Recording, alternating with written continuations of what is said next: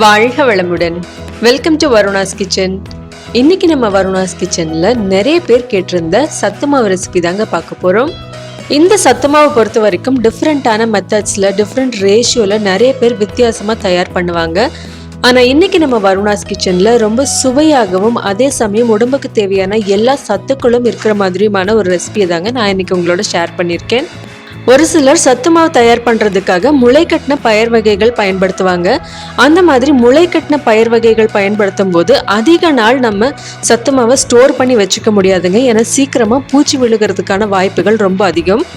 அது மட்டும் இல்லாமல் முளைக்கட்டின தானியத்தை நம்ம இந்த மாதிரி சத்து மாவாக ட்ரையாக பவுடர் பண்ணி யூஸ் பண்ணுறதை விட ஃப்ரெஷ்ஷாக அப்படியே யூஸ் பண்ணும்போது தான் அதில் இருக்க சத்துக்கள் நம்மளுக்கு முழுசாக கிடைக்குங்க. அதனால நம்ம இன்னைக்கு தானியங்கள் எல்லாத்தையும் முளை கட்டாம டைரக்டா அப்படியே ரோஸ்ட் பண்ணி தாங்க சத்து மாவு தயார் பண்ண போறோம். இந்த சத்து மாவு ரெசிபியை பொறுத்த வரைக்கும் நம்ம முக்கியமா ஞாபகம் வச்சுக்க வேண்டிய ஒரு பாயிண்ட் என்னன்னா, அடிகனமான பாத்திரத்துல ஒவ்வொரு இன்கிரீடியன்ட்டையும் நம்ம நல்லா பொறுமையா வறுக்கணுங்க. அதுலதான் சத்து மாவோட டேஸ்டே இருக்கு. ரொம்ப ஹெல்த்தியான டேஸ்டான சத்து மாவு ஈஸியா வீட்டிலே எப்படி தயார் பண்ணி அதை பயன்படுத்தி எப்படி கஞ்சி செய்யறதுன்னு பார்க்கலாம் வாங்க. ஒரு அடிகனமான காஸ்ட்-அயர்ன் கடாயில் 2 கப் அளவுக்கு ராகி சேர்த்துட்டு அடுப்பை ஸ்லோ ஃப்ளேமில் வச்சு இதை நல்லா வறுத்துக்கலாங்க. ஒருவேளை நீங்கள் காஸ்ட்-அயர்ன் கடாய் பயன்படுத்த மாட்டீங்க அப்படின்னா வேறு ஏதாவது அடிகனமான கடாய் பயன்படுத்திக்கலாம்.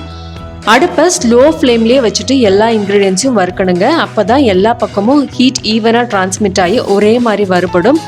இன்க்ரீடியன்ஸ் எல்லாமே நல்லா வறுபட்டால் தான் சத்து மாவுக்கு நல்ல ஒரு ஃப்ளேவரும் டேஸ்ட்டும் கிடைக்கும். ராகில நிறைய சத்துக்கள் இருக்குங்க. குறிப்பா அயன் அண்ட் கால்சியம் அதிகமா இருக்கிறதுனால நம்ம ரத்தத்தில் இருக்கக்கூடிய ஹீமோகுளோபின் அளவை அதிகப்படுத்துறதோட எலும்புகளுக்கும் நல்ல ஸ்ட்ரென்த்தை கொடுக்குங்க. இப்ப பாருங்க, ராகி நல்லா வறுபட்டு வந்துருச்சு. இப்ப இதை ஒரு அகலமான தட்டுல மாத்தி ஆற விட்டுறலாங்க. இப்ப நம்ம 1 கப் அளவுக்கு கம்பு சேர்த்து வறுத்துக்கலாங்க. கம்புல நிறைய சத்துக்கள் இருக்குங்க. குறிப்பா இரும்பு சத்து ரொம்ப அதிகமா இருக்கிறதுனால இது நம்ம ரத்தத்தில் இருக்க ஹீமோகுளோபின் அளவை அதிகப்படுத்துறதுக்கு ரொம்பவே ஹெல்ப்ஃபுல்லா இருக்குங்க. இப்ப பாருங்க, கம்பு நல்லா வறுபட்டு நல்ல ஒரு வறுபட்ட வாசனை வர ஆரம்பிச்சிருச்சுங்க. இப்ப இதை நம்ம பிளேட்ல மாத்தி ஆற விட்டுறலாம். இப்ப நம்ம 1 கப் அளவுக்கு மக்காச்சோளம் சேர்த்து வறுத்துக்கலாங்க. மக்காச்சோளம் வறுபடுறதுக்கு கொஞ்சம் அதிக டைம் எடுக்கும். அதனால ஸ்லோ ஃப்ளேம்ல வச்சு கொஞ்சம் பொறுமையா வறுத்து விட்டுறலாம். மக்காச்சோளத்தில் vitamin A, B complex vitamins, essential amino acids, ஆன்டி ஆக்சிடென்ட்ஸ்னு ஏகப்பட்ட சத்துக்கள் இருக்குங்க. இது நம்மளுடைய கண், தோல், முடி இது எல்லாத்துக்குமே ரொம்ப நல்லதுங்க. மக்காச்சோளம் வறுக்கும் போது வீடே கமகமன்னு வாசனையா இருக்குங்க. இது நல்லா வறுபட்டதுக்கு அப்புறமா இதை நம்ம பிளேட்ல மாத்தி ஆற விட்டுறலாம். இப்ப நம்ம 1 கப் அளவுக்கு வெள்ளைச்சோளம் சேர்த்து வறுத்துக்கலாங்க. வெள்ளைச்சோளத்துல நிறைய சத்துக்கள் இருக்குங்க.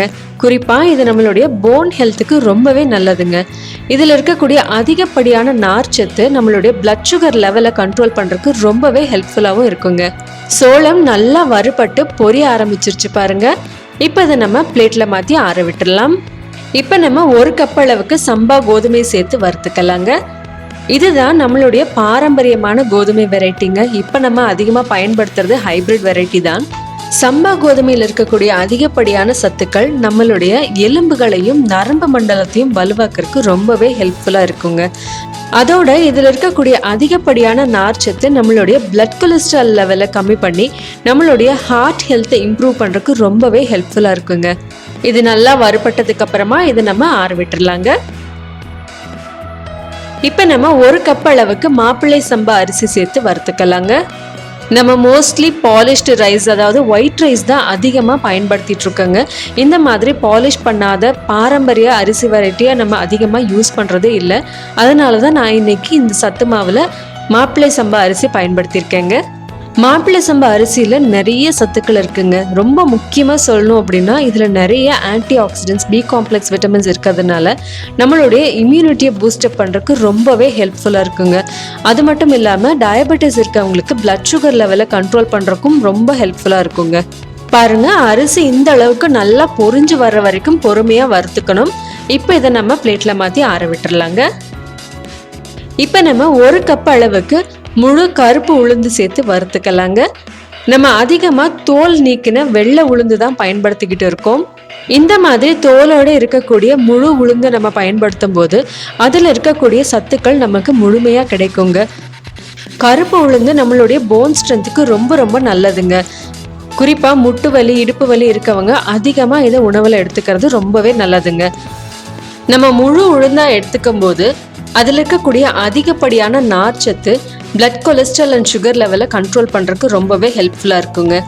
வளர்கிற குழந்தைங்களுக்கு நம்ம அடிக்கடி கருப்பு உளுந்து கொடுக்கும்போது அவங்களுடைய மெமரி பவர் இன்க்ரீஸ் ஆகிறதுக்கு இது ரொம்பவே ஹெல்ப்ஃபுல்லாக இருக்குங்க. உளுந்து நல்லா வாசனை வர வரைக்கும் வறுத்ததுக்கு அப்புறமா இதை நம்ம ஆற விட்டுடலாங்க. இப்போ நம்ம 1 கப் அளவுக்கு பச்சை பயிர் சேர்த்து வறுத்துக்கலாங்க. பச்சை பயிரில் நிறைய protein, fibre, minerals, anti oxidants இருக்கிறதுனால ரொம்பவே நம்ம ஹெல்த்துக்கு நல்லதுங்க. இது நம்மளுடைய பிளட் கொலஸ்ட்ரால் அண்ட் சுகர் லெவலை கண்ட்ரோல் பண்ணுறதுக்கு ரொம்பவே ஹெல்ப்ஃபுல்லாக இருக்கும். பாருங்க, பச்சை பயிறு இந்த அளவுக்கு கலர் மாதிரி நல்லா வறுபட்டு வர வரைக்கும் இதை ஸ்லோ ஃப்ளேம்லேயே வச்சு வறுத்துக்குங்க. இப்போ இதை நம்ம ஆற விட்டுடலாம். இப்போ நம்ம 1 கப் அளவுக்கு கொள்ளு சேர்த்து ஸ்லோ ஃப்ளேமில் வறுத்துக்கலாங்க. கொள்ளில் இருக்கக்கூடிய அதிகப்படியான நார்ச்சத்து நம்ம பிளட்ல இருக்கக்கூடிய எல்டிஎல் கொலஸ்ட்ரால், அதாவது பேட் கொலஸ்ட்ராலை ரிமூவ் பண்ணுறதுக்கு ரொம்பவே ஹெல்ப்ஃபுல்லாக இருக்குங்க. அது மட்டும் இல்லைங்க, நம்ம அடிக்கடி கொள்ளை உணவில் சேர்த்தும் போது கிட்னி ஸ்டோன்ஸ் வராமையும் ப்ரிவென்ட் பண்ணிக்கலாம். இப்போ இது நல்லா வறுபட்டதுக்கு அப்புறமா இதை நம்ம ஆற விட்டுடலாம். இப்போ நம்ம 1/2 கப் அளவுக்கு துவரம் பருப்பு சேர்த்து நல்லா பொன்னிறமாக வர்ற வரைக்கும் இதை வறுத்து எடுத்துக்கலாங்க.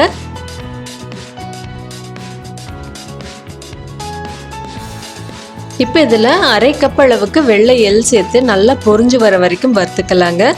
வெள்ளை எள் நம்மளுடைய இம்யூனிட்டி லெவலை பூஸ்டப் பண்ணுறதோட நம்மளுடைய ஸ்கின், ஹேர், போன் ஸ்ட்ரென்த் இது எல்லாத்துக்குமே ரொம்ப நல்லதுங்க.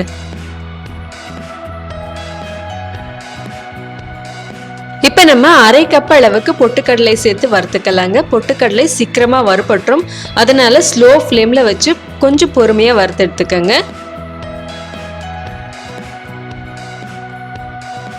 இப்போ நம்ம 10 கிராம் அளவுக்கு சுக்கு சேர்த்துக்கலாங்க. கூடவே கொஞ்சமாக ஏலக்காயும் சேர்த்து இது லேசாக சூடாகிற வரைக்கும் வறுத்துக்கலாம். நம்ம இந்த சத்து மாவில் நிறைய ப்ரோட்டீன் ரிச் ஐட்டம் சேர்த்துருக்கோங்க. அதெல்லாம் நல்லா டைஜஸ்ட் ஆகிருக்கும், நம்ம இம்யூனிட்டி லெவல் நல்லா பூஸ்டப் ஆகிருக்கும். இந்த சுக்கும் ஏலக்காயும் ரொம்பவே ஹெல்ப்ஃபுல்லாக இருக்குங்க. இப்போ நம்ம 1/2 கப் அளவுக்கு பார்லி ரைஸ் சேர்த்து வறுத்துக்கலாங்க. பார்லி ரைஸில் நிறைய ஃபைபர், மைக்ரோ நியூட்ரியன்ஸ், விட்டமின்ஸ், மினரல்ஸ்னு ஏகப்பட்ட சத்துக்கள் இருக்குங்க.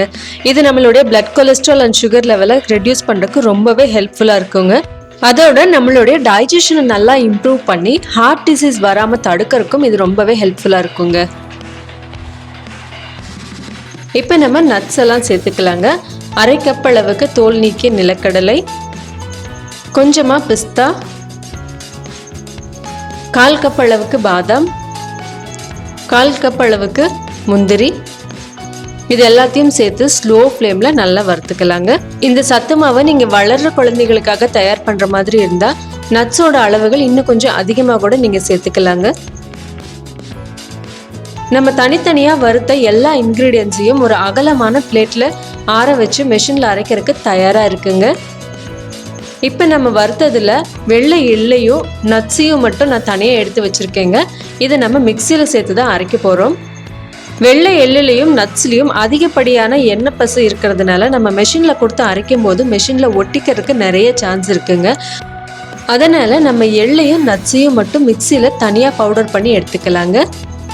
மீதி இருக்க எல்லா இன்க்ரீடியன்ஸையும் பக்கத்தில் இருக்க மாவு மெஷினில் கொடுத்து அரைச்சி வாங்கிக்கலாம். இப்போ நம்மளுடைய சத்து மாவு அரைச்சி வந்துருச்சுங்க. இதை நம்ம பிளேட்டில் பரப்பி விட்டு நல்லா சூடு ஆறுனதுக்கு அப்புறமா நம்ம பவுடர் பண்ணி வச்சுருக்க நட்ஸையும் வெள்ளை எள்ளையும் இதில் சேர்த்து கலந்து விட்டுடலாம். இப்போ நம்மளுடைய சத்து மாவு கம கமன்னு நல்ல வாசனையோட தயாராகிருச்சுங்க. இதை ஒரு ஏர்டைட் கண்டெய்னரில் ஸ்டோர் பண்ணி வச்சுட்டு நம்ம டெய்லி யூஸ்க்கு சின்னதாக ஒரு கண்டெய்னரில் கொஞ்சம் கொஞ்சமாக எடுத்து வச்சு யூஸ் பண்ணிக்கோங்க. அப்போ தான் சத்து மாவோடைய ஃப்ளேவரும் டேஸ்ட்டும் அப்படியே இருக்கும் கடைசி வரைக்கும். இப்போ நம்ம தயார் பண்ணியிருக்க சத்து மாவை பயன்படுத்தி கஞ்சி எப்படி செய்கிறதுன்னு பார்க்கலாம் வாங்க. 4 டேபிள் ஸ்பூன் அளவுக்கு நம்ம தயார் பண்ண சத்து மாவை ஒரு பாத்திரத்தில் சேர்த்துக்கலாம். இப்போ இதில் கொஞ்சமாக தண்ணி சேர்த்து கட்டிகள் இல்லாத மாதிரி நல்லா கரைச்சி விட்டுடலாங்க.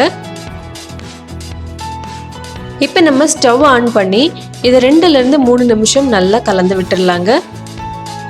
நம்ம ஏற்கனவே இதில் சேர்த்துருக்க எல்லா இன்க்ரீடியன்ஸையும் நல்லா வறுத்து தான் சேர்த்துருக்கோம். அதனால இதை நம்ம அதிக நேரம் வேக வைக்கணும்னு அவசியம் இல்லைங்க. 2-3 நிமிஷம் நல்லா கொதிச்சதுனாலே போதும். பாருங்க, இப்போ நம்மளுடைய சத்து மாவு கஞ்சி கெட்டியாக ஆரம்பிச்சிருச்சு. இப்போ நம்ம இதில் 1 கப் அளவுக்கு பால் சேர்த்து கலந்துடலாங்க.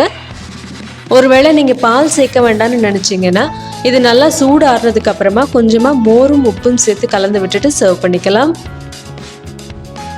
பால் சேர்த்து நல்லா கொதிச்சு வந்துருச்சுங்க. இப்போ நம்ம ஸ்டவ் ஆஃப் பண்ணிக்கலாம். இப்போ இதில் கொஞ்சமாக உப்பு சேர்த்துக்கலாம். கூடவே சுவைக்காக 2 டேபிள் ஸ்பூன் அளவுக்கு நாட்டு சர்க்கரை சேர்த்துக்கலாம். நீங்கள் சர்க்கரை சேர்க்க வேண்டாம்னு நினச்சிங்கன்னா உப்பு மட்டும் சேர்த்து சர்வ் பண்ணிக்கலாங்க. அதுவும் சாப்பிட்றதுக்கு ரொம்பவே நல்லாயிருக்கும். ரொம்ப ஹெல்தியான டேஸ்டான இந்த சத்து மாவுக்குள்ளே நீங்கள் பிரேக்ஃபாஸ்ட்டோடு சர்வ் பண்ணுங்கள். இது எல்லா ஏஜ் குரூப்பில் இருக்கவங்களும் தாராளமாக சாப்பிட்லாங்க. ரொம்பவே ஹெல்த்தியானது. நம்ம காலையில் எழுந்ததும் காஃபி டீ சாப்பிட்றதுக்கு பதிலாக இந்த சத்து மாவு கஞ்சியை சாப்பிட்லாங்க. அப்படி இல்லைன்னா நம்ம ரெகுலராக எடுத்துக்கிற பிரேக்ஃபாஸ்ட்டோட அளவை கொஞ்சமாக கம்மி பண்ணிவிட்டு இந்த சத்து மாவை கம்பைன் பண்ணி பிரேக்ஃபாஸ்ட்டோடு சாப்பிட்லாங்க. ரொம்பவே ஹெல்த்தியாக இருக்கும். குழந்தைங்களுக்கெல்லாம் நல்ல ஒரு ஹெல்த்தி வெயிட் கெயின் இருக்குங்க. நம்ம குழந்தைங்களுக்கு ஏஜ்டு பர்சன்ஸ்க்கெல்லாம் ஹெல்த் ட்ரிங்க் ப்ரோட்டீன் பவுடர்னு எக்ஸ்பென்சிவாக நம்ம வாங்கி கொடுக்கறதுக்கு பதிலாக ரொம்ப ஹைஜீனிக்காக ஹெல்த்தியான இந்த சத்து மாவை வீட்லேயே தயார் பண்ணி கொடுக்கலாங்க. நீங்கள் இந்த சத்து மாவு கஞ்சியை ரெகுலராக உங்கள் டயட்டில் எடுத்துக்கங்க. நாள் ஃபுல்லாக சுறுசுறுப்பாக இருக்க தேவையான எல்லா ஊட்டச்சத்துக்களும் இதில் கிடைக்குங்க. 1 மாதம் கண்டினியூஸாக இதை எடுத்து பாருங்கள். நல்ல டிஃப்ரென்ஸை நீங்களே ஃபீல் பண்ணுவீங்க. ரொம்ப ஹெல்த்தியான டேஸ்டியான இந்த ரெசிபியை நீங்களும் கண்டிப்பாக ட்ரை பண்ணி பார்த்துட்டு உங்கள் கமெண்ட்ஸை சொல்லுங்கள். இந்த வீடியோ உங்களுக்கு பிடிச்சிருந்ததுன்னா லைக் பண்ணி ஷேர் பண்ணுங்கள். வருணாஸ் கிச்சன் சப்ஸ்கிரைப் பண்ணி என்னுடைய மற்ற ரெசிபி வீடியோஸையும் பாருங்கள். சுவையாக சாப்பிட்டு ஆரோக்கியமாக வாழ்வோம். நன்றி.